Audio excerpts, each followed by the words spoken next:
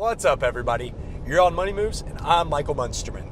Today, we're talking about perception is reality, and we're mobile. Grind, that's all I know.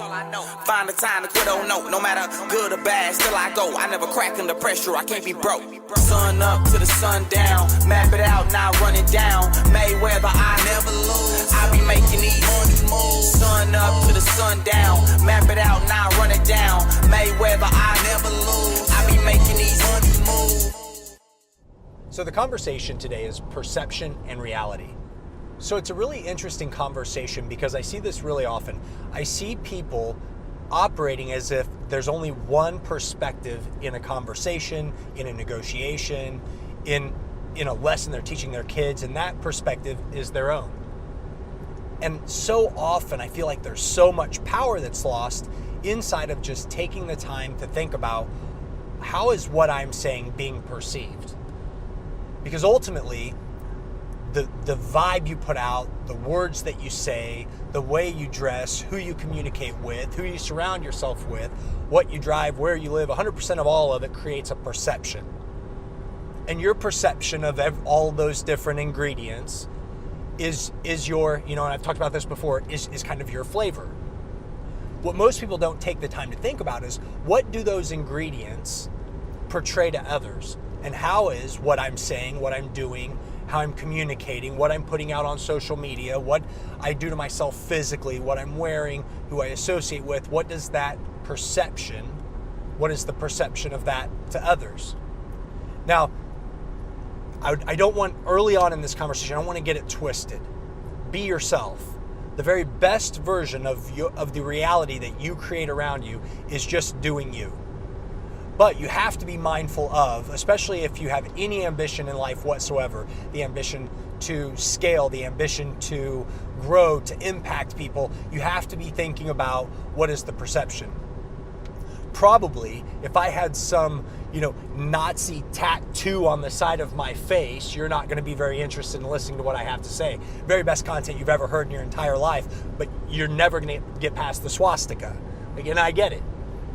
So inside of what you do, like there are micro things that you can do to tweak and just hone in who you are as an individual and how you're perceived. It's something that I'm not super great at always. In fact, I take way more pride in just being myself and putting myself out there. And if you like me, great, high five. If you don't, no problem. But when I do hone in on that, like to a hypersensitive level, is any time that I am communicating with somebody on one of my teams, negotiating either a purchase or a sale, when I'm talking to strategic relationships, bankers, attorneys, accountants, it doesn't matter. There's a very specific portrayal, and my thought process in every interaction is, it's not about what I put out based on solely what I want to put out there, but how is what I'm putting out perceived from the person that's taking it in? Now, I'll tell you a story, and I love this story. In fact, it was my 17-year-old daughter that shared this with me through one of the classes at her school, apologetics. And she shared this story with me, and I came to life because I thought, this is the exact same thing that happens between John Q. Public and entrepreneurship, business ownership. And so she talks about there were these people, and there were, 40 or 50 hardened criminals.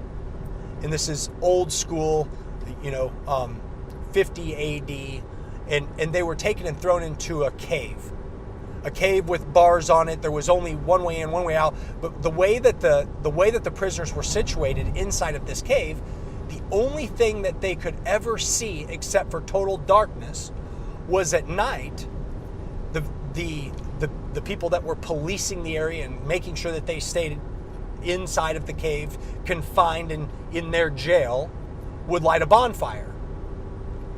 And they could see the shadows of those people on the wall. And they were there for years and years and years. Food was shoved in by a stick, and they would see the shadows on the wall, and they would begin to hear the voices from outside, but they lost grip with reality.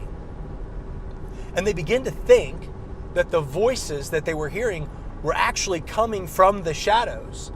And so as time progressed, the voices on the coming from the shadows on the wall would scare them. So at night when the fire would blaze, they would get extremely fearful because they felt like the shadow people were coming.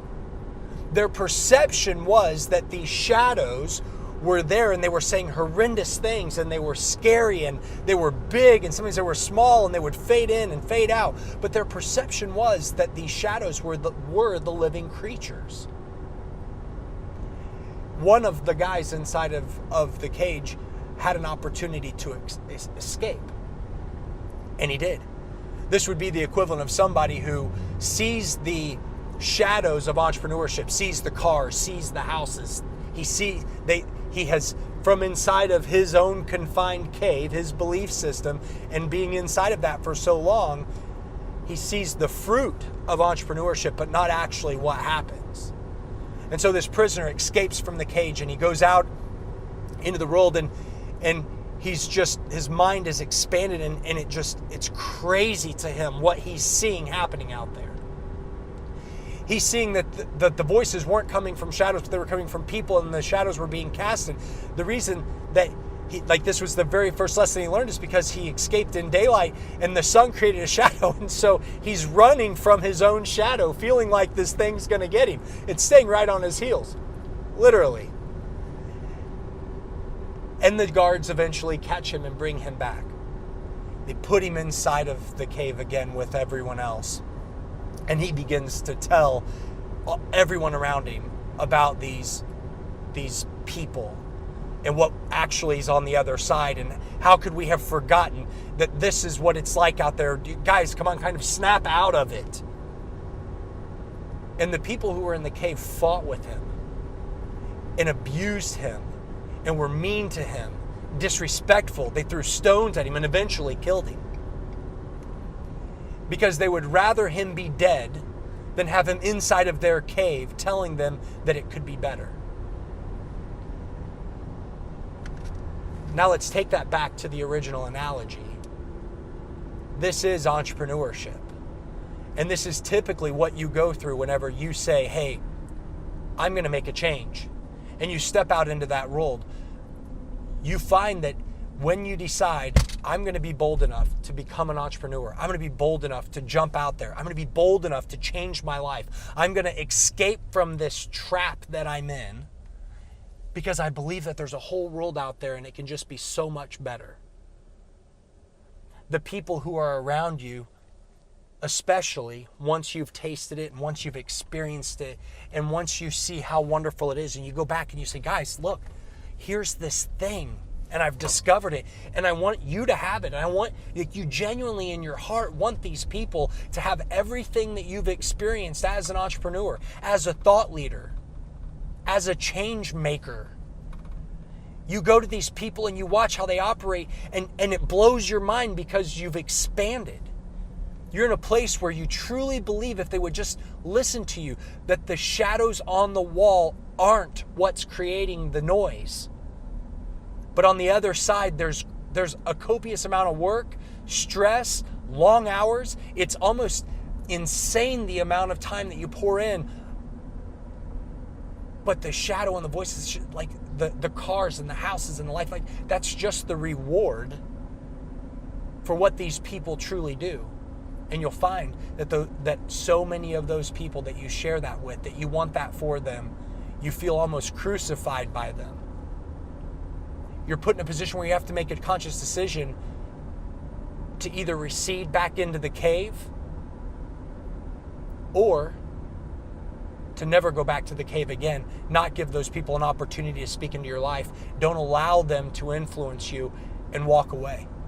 It's hard because sometimes those people that you want it the most for, those people that you want to share this secret that you've discovered, that you've unlocked, that you found, you want to you just want to give them the same keys that you found laying on the floor in the bottom of the cave.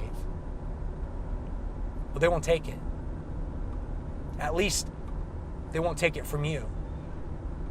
And so once you realize that, like I just can't stress this enough, like every time there's a level that I've reached inside of business, inside of growing personally, I shed certain people around me. Not because they're bad people, not because I don't want to be around them, not because there was nothing fake about my relationship that I had with them at the time. They fit. They were in that, there's a third of the people who are appropriate mentors, there's a third of the people who are peers, and there's a third of the people that you can reach back and help forward with you. And your thirds just change.